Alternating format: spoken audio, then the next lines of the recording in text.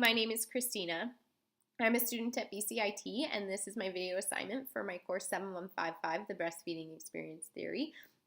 I will be presenting a breastfeeding challenge for mom and go over an infant condition as well. I will be exploring these issues with the use of the situated clinical decision-making framework. I will be teaching fellow nurses on how to go through these issues with moms and family. The breastfeeding challenge is flat or inverted nipples, and the infant condition is jaundice. I will be focusing on 3 points, which I will highlight throughout the presentation. So we're going to start with jaundice. I'll start with knowledge. Pathophysiology of jaundice, we're all kind of aware, so I'm just going to do a quick and dirty review, because I don't have time to go on for days like you could about jaundice. Anyways, jaundice is due to the buildup of bilirubin in the blood that is a byproduct and result to red blood cell breakdown. This naturally occurs when the infant goes from an area of low concentration in the womb to an area of high, which would be after birth. With this breakdown, sometimes the newborn's liver simply can't keep up with assisting in bilirubin removal due to their natural physiology, especially if they're preterm. It's going to make it a little more difficult. So therefore, don't panic. It does happen, and we are going to get mom and babe through this with ease. So sometimes jaundice may show up in the first 24 hours. Babe might need treatment right away. If it shows up after that, it could be also known as starvation jaundice, which would be due to the infant not receiving enough breast milk,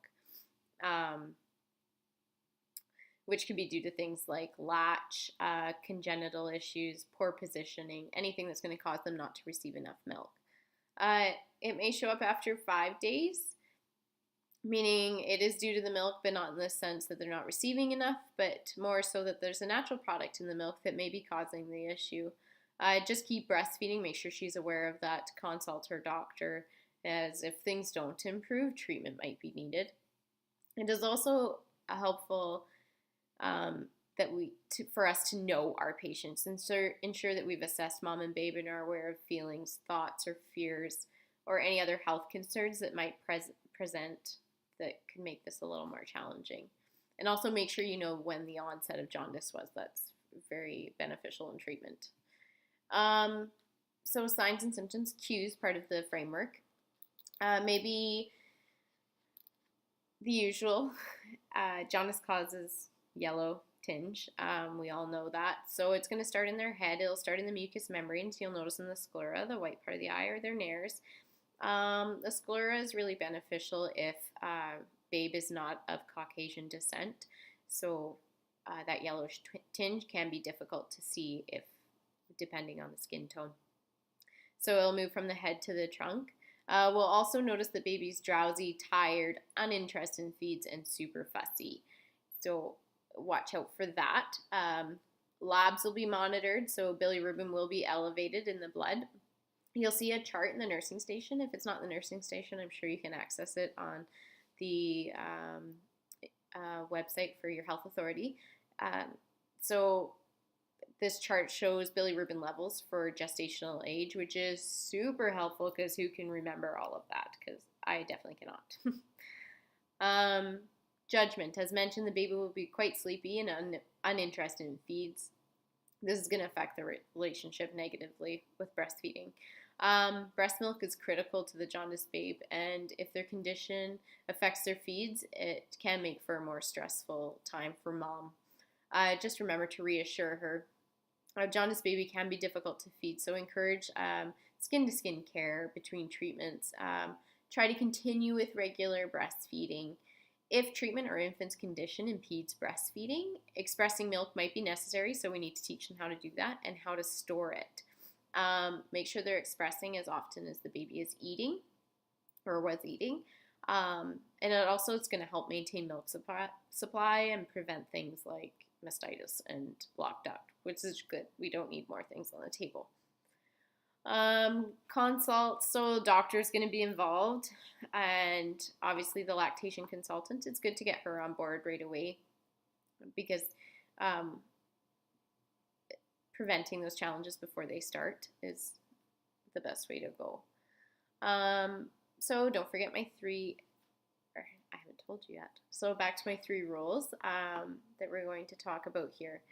Feed the infant. So whether you're breastfeeding, hand expressing, using cup, spoon, syringe, tube, whatever you're using, the baby needs to continue to receive breast milk. Breast milk will help keep them healthy and will help eliminate jaundice by encouraging the movement of meconium, which is going to decrease bilirubin levels. Our next step is move the milk. As mentioned, if the infant can't breastfeed, we're going to find other ways to do that. So hand expression. Make sure she knows how often to express in storage. And this is going to help maintain the milk supply so the baby can go back to feeding regularly. And also skin to skin care is going to help stimulate the breasts for that as well. And teach the dyad. So don't forget the supports in dad. We're here to help them. They need to know that, and we'll teach them how to maintain milk supply and move the milk, like I was saying. This is a challenging and stressful part of their journey, and we're here to make it easy for them, remind them of that. So decisions, treatment I've included all along here. So labs will be monitored, skin to skin care will be encouraged. The doctor might order phototherapy, which is basically sun tanning. If jaundice is severe and there is no result from treatment, IVIG or exchange transfusions might be considered, but this is only in severe cases, so I'm not going to get too caught up in this. We will be doing everything to keep that baby at the breast. That is one of the best things that we can do for the treatment here, and obviously breast milk.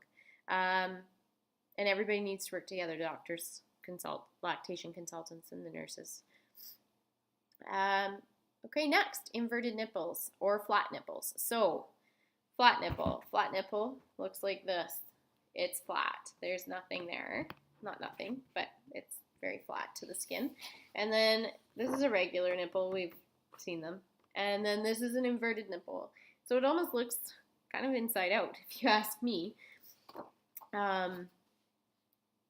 Anyways, so flat nipples, they can be protractable. The woman can use her fingers to pull or stretch as if the baby was eating to help protract the nipple. Inverted nipples may not protract, and these are usually due to things like scar tissue, or they're just born with inverted nipples. These issues may cause troubles in the beginning, but with persistence and practice, the infant can learn how to breastfeed from here. So judgments, the feeding relationship, continue to feed exclusively breast milk. We don't need to supplement. If we have to resort to expression, which we might have to, it's not a big deal until baby learns how to latch, that's fine. So when the baby is feeding, make sure skin to skin care still continues, even if we're using a cup or what have you. This is beneficial for the stability of the babe and mom, and it keeps everyone calm, which is what we want. And it's also, skin to skin is also going to help improving that ability for the infant to latch later on, or learn to latch. So don't forget my 3 points again. I'm going to throw those out there. So feed the baby however we can. Encourage. Move the milk. Like I said, expression, pumping, whatever we need to do to keep that moving. Stimulate the breasts. Keep milk production going. And teach the dyad. So dad can get in there and help too. He can hold the cup or whatever we need to do, or he can feed the infant while mom expresses for the next meal. So, and don't forget to explain supports to these guys. So treatment options. They can use a breast shell, which will help pull a flat nipple out, or there's the averter, which can help pull inverted nipples out. There's also the Hoffman technique, where they take both thumbs and rub them on either side of the nipple to loosen the tissue bands around the nipple. None of these are, the studies aren't quite in full here yet. So, I mean, with persistence and practice, the baby is going to learn how to feed. But if the woman would like to try these things, we can present them to her, and she's more than welcome to try them. So from everything I've gone over, I was going to kind of combine the evaluation. So how I would assess my care that I provided, I would ask the mother if she had any questions. Address her confidence level. Is she comfortable breastfeeding? Does she look comfortable breastfeeding? Look at body language. Have her demonstrate some of the things I have shown her, possibly have her to repeat some of it back, go over my 3 points.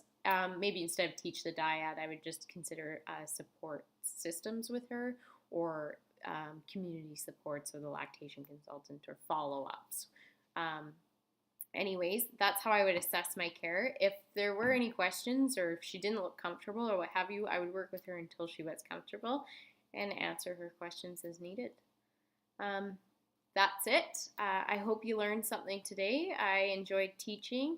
Thank you very much for this opportunity. I thoroughly enjoyed it.